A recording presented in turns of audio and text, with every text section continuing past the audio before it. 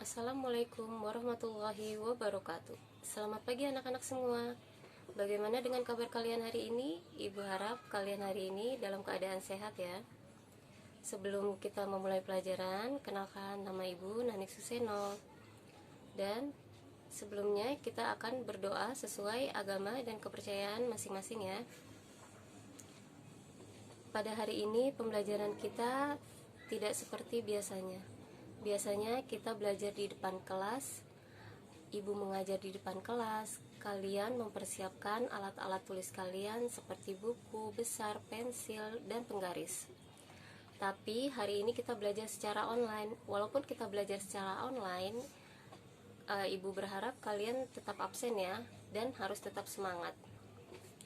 Walaupun kita tidak belajar di dalam kelas, semangat kalian untuk belajar harus tetap ada, seperti kalian belajar bersama teman-teman kalian di dalam kelas. Pada hari ini kita akan mulai pelajaran kita akuntansi jurnal penutup perusahaan jasa. Jangan lupa kalian persiapkan dulu alat-alat sekolah kalian. Mari kita bersama-sama akan belajar tentang ayat jurnal penutup perusahaan jasa.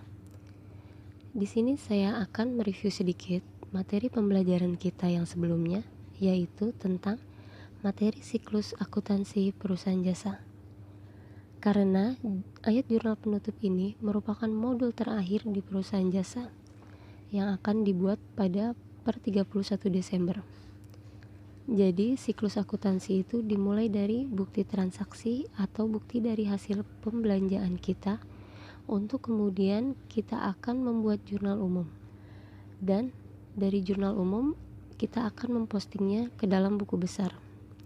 Yang selanjutnya kita akan membuat neraca saldonya. Kemudian dari neraca saldo kita akan membuat AJP atau ayat jurnal penyesuaian yang cukup rumit dan sulit. Dari ayat jurnal penyesuaian kita akan membuat kertas kerja yang sekiranya cukup ribet karena memerlukan kerapihan dan space yang besar. Kemudian juga kita akan membuat laporan keuangan, dan selanjutnya kita akan membuat ayat jurnal penutup yang merupakan materi kita pada hari ini. Kemudian yang terakhir, kita akan membuat jurnal pembalik sebelum kita kembali lagi untuk membuat dan mengumpulkan semua bukti transaksi untuk kemudian dibuat bukti laporan untuk perusahaan jasa tersebut. Nah anak-anak, jadi ini merupakan siklus akuntansi yang Ibu ingatkan lagi kepada kalian sebelum kita memulai materi ayat jurnal penutup. Jurnal penutup adalah pembelajaran kita di akhir periode kelas 11. Karena adanya penjelasan hari ini, kita hanya belajar dalam pembelajaran online. Tapi Ibu juga berharap walaupun pembelajaran online, kalian bisa memahami materi jurnal penutup, sehingga satu siklus akuntansi perusahaan jasa dapat kalian selesaikan dan kalian pahami, sehingga nanti setelah kalian bekerja bisa kalian terapkan di dalam pekerjaan kalian. Sekarang Ibu akan menjelaskan tentang pengertian dari ayat jurnal penutup atau apa itu ayat jurnal penutup. Mengapa harus membuat ayat jurnal penutup? Yang pertama, kita bahas tentang pengertian dari ayat jurnal penutup. Ayat jurnal penutup adalah jurnal yang dibuat pada akhir periode akuntansi untuk mentransfer saldo dari akun sementara ke akun permanen. Perusahaan menggunakan jurnal penutup untuk mengatur ulang saldo akun sementara. Akun yang menunjukkan saldo selama periode akuntansi tunggal menjadi 0. Jumlah dalam satu periode akuntansi harus ditutup atau dibawa ke 0, sehingga ini tidak akan tercampur dengan periode berikutnya. Dengan melakukan hal tersebut, perusahaan memindahkan saldo-saldo ini ke dalam rekening permanen di neraca. Akun permanen ini menunjukkan keuangan lama perusahaan. Akun sementara adalah akun dalam buku besar yang digunakan untuk mengakumulasi transaksi selama periode akuntansi tunggal. Saldo akun-akun ini pada akhirnya digunakan untuk menyusun laporan laba rugi pada akhir tahun. Sedangkan laporan laba rugi sendiri itu adalah laporan keuangan yang digunakan untuk menggambarkan kinerja keuangan dan kegiatan perusahaan selama masa pembukuan 1 tahun. Karena alasan inilah baris tanggal dan dalam laporan rugi laba tahunan ditulis sebagai tahun berakhir. Akun sementara dalam buku besar terdiri dari akun laporan laba rugi seperti akun penjualan atau pengeluaran. Ketika laporan laba rugi diterbitkan pada akhir tahun, saldo akun-akun ditransfer ke ringkasan pendapatan, yang juga merupakan akun sementara. Ringkasan pendapatan digunakan untuk mentransfer saldo akun sementara ke laba ditahan, yang merupakan akun permanen di neraca. Ringkasan pendapatan adalah akun sementara yang digunakan untuk membuat jurnal penutup. Semua akun sementara harus diatur ulang ke nol pada akhir periode akuntansi atau per tanggal 31 Desember. Untuk melakukan ini, saldo mereka dikosongkan ke dalam akun ringkasan pendapatan. Akun ringkasan pendapatan kemudian mentransfer saldo bersih semua akun sementara ke laba ditahan, yang merupakan akun permanen di neraca. Akun permanen sendiri itu adalah akun yang menunjukkan posisi keuangan lama perusahaan. Akun neraca adalah akun permanen. Akun-akun ini meneruskan saldo mereka selama beberapa periode akuntansi. Setelah kita mengetahui arti dari jurnal penutup, kita juga harus mengetahui fungsi dan tujuan dari jurnal penutup itu kita buat. Fungsi dari jurnal penutup itu yang pertama, satu, menghitung jumlah laba atau rugi dari akun pendapatan dan beban. Yang kedua, itu untuk menolkan saldo akun sementara ke akun modal untuk pencatatan periode berikutnya. Yang ketiga, untuk menghitung modal akhir periode. Fungsi dari semua fungsi itu tujuannya diantaranya sebagai berikut: untuk memisahkan transaksi akun pendapatan dan akun beban agar tidak tercampur dengan jumlah nominal dari pendapatan dan beban pada tahun selanjutnya, dan juga guna menyajikan neraca awal periode berikutnya setelah dilaksanakan penutupan buku. Semuanya itu agar mempermudah jika dilaksanakan pemeriksaan karena telah dilakukan pemisahan transaksi yang telah terjadi di periode sebelumnya dengan transaksi pada periode akuntansi selanjutnya, untuk menyajikan informasi keadaan yang sebenarnya atau real suatu perusahaan setelah dilakukan penutupan buku atau jurnal penutup. Jadi laporan keuangan hanya akan memperlihatkan tentang akun yang sesungguhnya atau akun realnya saja, yang terdiri atas akun harta, kewajiban, dan ekuitas. Itulah fungsi dan tujuan dari jurnal penutup itu disusun. Setelah kita mengetahui fungsi dan tujuan dari jurnal penutup, kita juga harus mengetahui tentang akun-akun apa saja yang akan kita tutup dalam jurnal penutup. Yang pertama yaitu akun pendapatan, yang kedua akun beban, yang ketiga akun prive, dan yang keempat akun laba atau rugi dalam bentuk modal.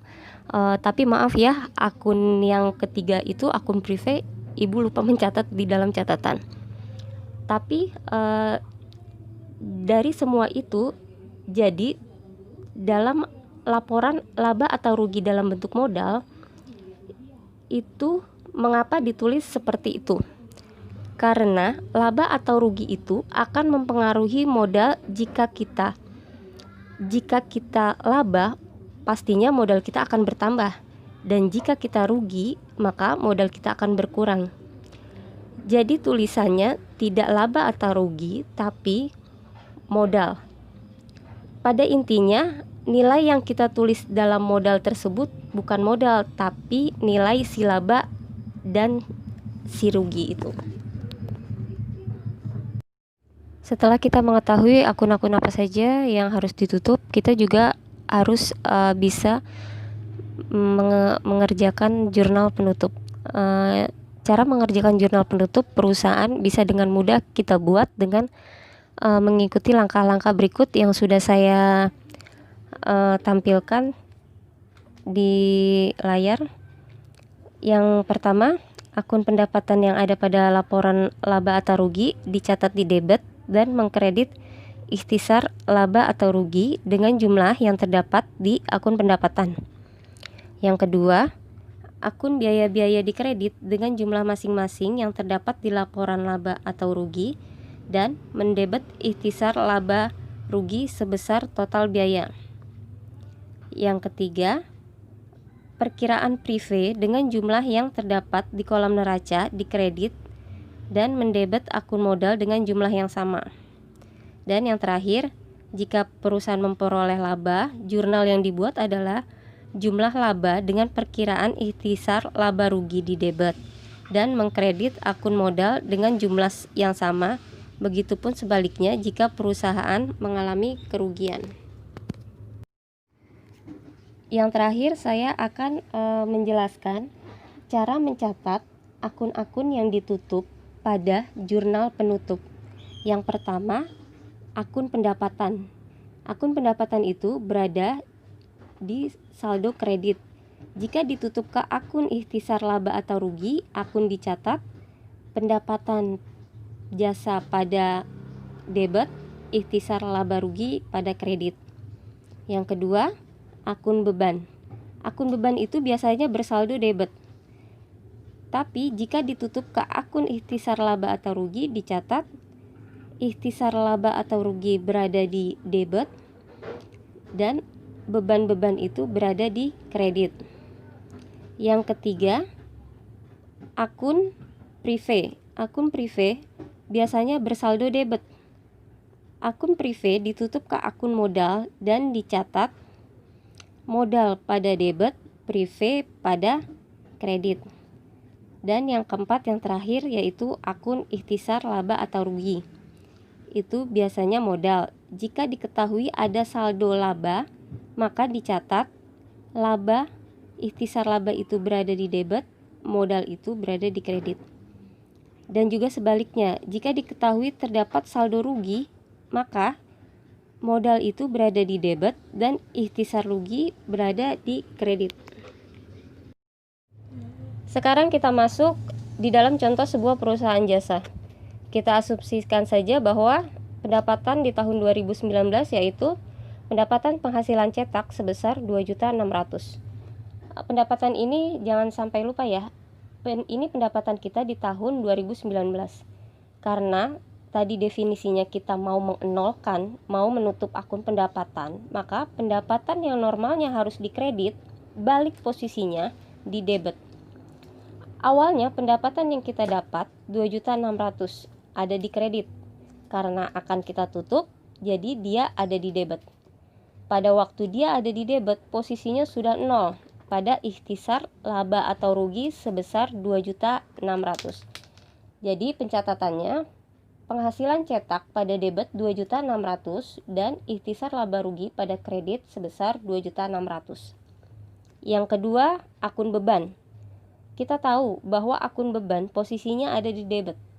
Karena ketika kita mau mengenolkan, maka semuanya ada di posisi kredit. Berarti beban ada di kredit dan ikhtisar laba rugi ada di debit. Ikhtisar laba rugi sebesar 1.150.000 posisinya berada di debit. Dari mana uang 1.150.000 itu? Dari menjumlahkan semua beban yang ada di kredit. Dan yang ketiga, akun prive. Akun yang mengurangi modal atau pengambilan uang pribadi kita di dalam perusahaan. Intinya kita mengambil uang perusahaan untuk keperluan pribadi kita sendiri. Itu boleh dia lakukan. asalkan kita mengikuti peraturan. Tetap dicatat, ada bukti transaksi yang nantinya bisa dilihat. Kita asumsikan saja private kita sebesar 150.000. Biasanya di jurnal umum berada di debit. Karena ingin kita tutup, private kita posisikan di kredit dan modal pada debit. Jadi posisi private sudah 0 di akhir periode. Dan yang terakhir adalah laba atau rugi. Setiap perusahaan pastinya ingin laba. Tidak bisa dipungkiri juga, pastinya setiap perusahaan juga pernah mengalami kerugian. Pada perusahaan ini, dia mendapatkan untung atau laba. Maka, ketika kita membuat jurnal penutup pada perusahaan ini, yaitu jurnal penutup laba, akun laba tetap pada posisinya. Maka jurnal penutupnya ikhtisar laba atau rugi di debit sebesar 1.300.000 dan modal di kredit sebesar 1.300.000. 1.300.000 didapat dari mana? 1.300.000 didapat dari pendapatan dikurang beban dan dikurang private. Hasilnya 1.300.000. Alhamdulillah, materi tentang pembelajaran ayat jurnal penutup pada hari ini kita telah selesai. Ibu harap materi yang Ibu ajarkan tadi kalian dapat memahami dan mempelajarinya lagi di rumah. Bagi kalian yang belum paham atau belum mengerti, kalian bisa bertanya langsung kepada Ibu.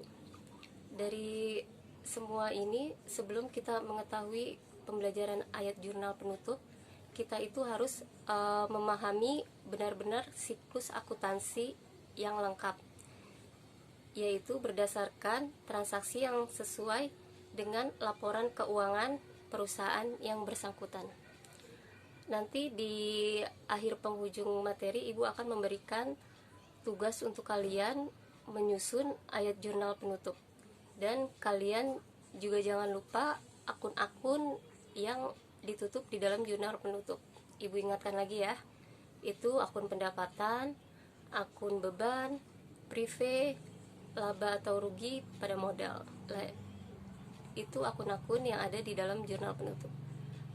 Kiranya sekian dan terima kasih. Pembelajaran hari ini kita selesaikan sampai di sini. Wassalamualaikum warahmatullahi wabarakatuh.